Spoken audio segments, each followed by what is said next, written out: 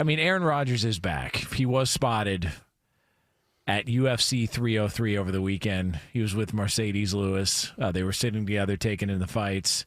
So at least we know he's in the country. Now, the big question is, where the hell was he? And when it finally does come out, is he going to get buried by bitter people in the media?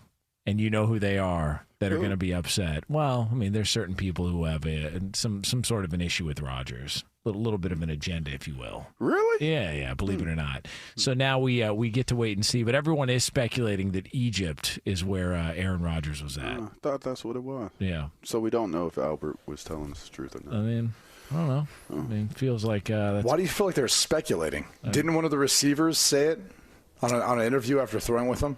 Well, I know he said he was in L.A. working out with them. I don't know if he specifically said Egypt, if that was the That's case. how I believe Egypt came about. Okay. Yeah. Nope. I mean, it feels like other people may have known even before that, though, that it was Egypt, and knew of his whereabouts. That's what it feels like to me. I'm not really sure why, people would, throw out some and be reckless about it unless they had actual intel and information. Yeah, Marquez Valdez-Scantling. Yeah. He blurted it out actually on FS1 after throwing with his Blurted it out. teammate. Yeah, he blurted it out. Dang. So, All right. now, was he over there to see the pyramids? Like, is that what the what it was? He wanted to go inside there and see what all the what that was the hooblah's about. I mean, listen, I've said it. He could just go to the Luxor in Vegas too. I mean, it's the same thing. It's not. I mean, it kind of is. Dude. The big difference between the Luxor in Vegas and probably the Egyptian pyramids, not that I've ever been, is there's a little bit more history in Egypt and the pyramids, as opposed to running into Lee DeLapp, who would just be wandering around the Luxor trying to rank his different drinks or mix up whatever the hell he's mixing up at that point. And then Jonas, who just came off a burner after losing 10 hands in a row of blackjack. So Dang. That would be the biggest difference, most likely. Well, I never get to 10 hands. What would you see in the original pyramid? And do they have restrooms so that Lee could take restroom breaks during the time in there? Lee, That's they have what any, I'm curious about. Lee, can you just Google this? How many crap closets in the pyramids in Egypt, if you could? Because, I mean, it's kind of out in the middle of nowhere, and so you wonder, like, where would you go? And you probably can't urinate on the side of it because that would be disrespectful. Jeez. I'm just saying, you can't. Well, actually, there are supposedly 2 restrooms at the pyramids of Giza. Okay. No kidding. That you could use for a small fee. I believe this is outside. For a small fee. Because obviously, the pyramids aren't made, they're, tombs, right? They're tombs. Why would you need a bathroom? Well, I was about to say, I'm sure that, maybe they had a sitting area for, the sons or something like that, or the wives to come, sit with them or something. I don't know. You got to pay a fee to drain the train? You That's can't crazy. I mean, where does that ever happen? Anywhere?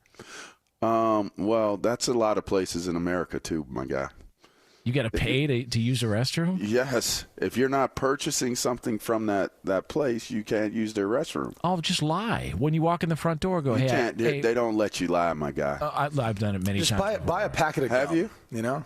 Yeah, you walk in and go, hey, my son ran into the bathroom. I got to get him out of there. It's an emergency. No, they What are you lock gonna them, do? and they lock in them a lot inside of places possible. they're locked. Well, then I'll tell him, like, somehow he picked It's the a lock. terrible lie. I don't know what to tell you. He picked the lock, and he's in there. I mean, I got to get him out. This is bad. That's kind of racist. Just saying, why is your son able to pick the lock?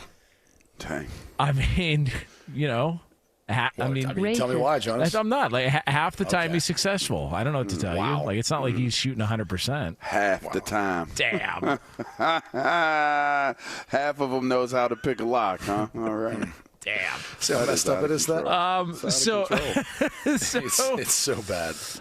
here's now when he does finally. Too many hidden innuendos in the show so far, man. I'm just telling you. What do you mean? I'm just saying, it's too many. Now, when Rodgers does finally have to respond and answer questions about this, is he going to have a red ass about people giving him a hard time going to Egypt? I don't know. 'Cause I'm a little bit exhausted of the whole off the field Aaron Rodgers narrative. Why? Dude.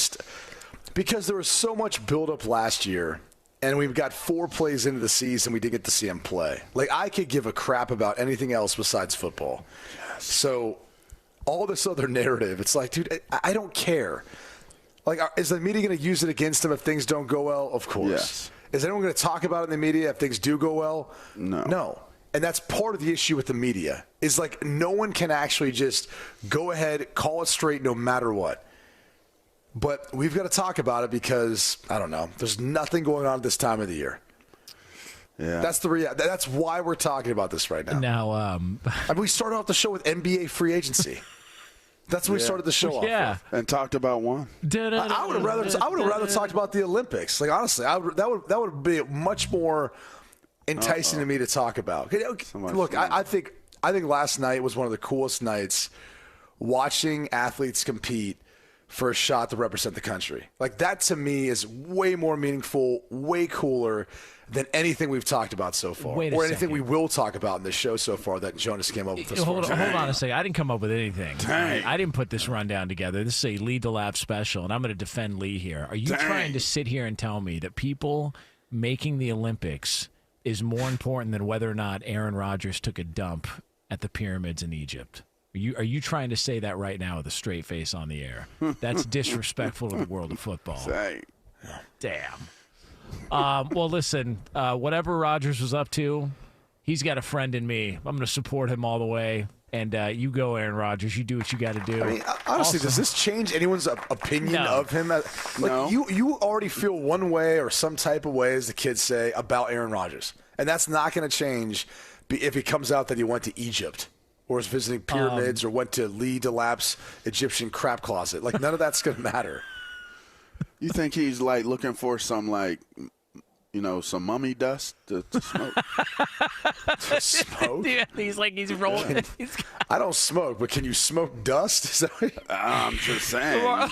Sprinkle a little bit. Is he looking for some of that Egyptian weed? Yeah, that's what I'm saying. Sprinkle it on there. LaVar's got Aaron Rodgers rolling up a $100 bill and snorting mummy dust off a tomb. It might be a pay-for experience. It might be in a travel package. Pay X amount of dollars, fly privately, go here, sniff some mummy dust. Dead mummies? Is that what it is? Yeah.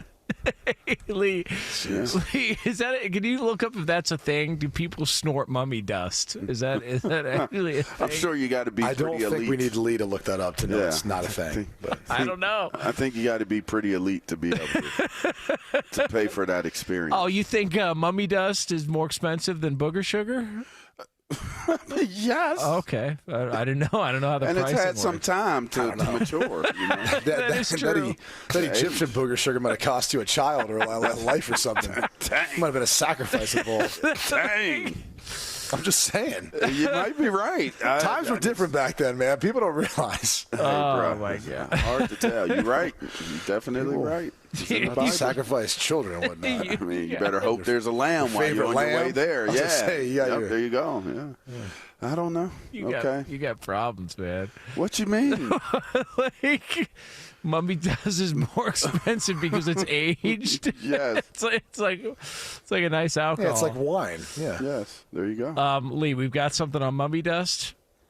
I'm listening to a metal song called Mummy Dust. Oh, my God. That clears it up. And apparently there's a meaning of mummy dust. Like, it's basically snake oil, like a snake oil salesman. I guess some people call mummy dust.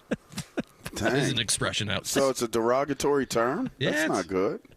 I don't know, yeah. Why does a mummy turn into dust have to be derogatory? I don't get that. I mean, don't we all turn to dust? Don't they say from ashes to ashes, dust to dust? I mean, I'm just saying. They do say that. Yeah. Why is that a derogatory term?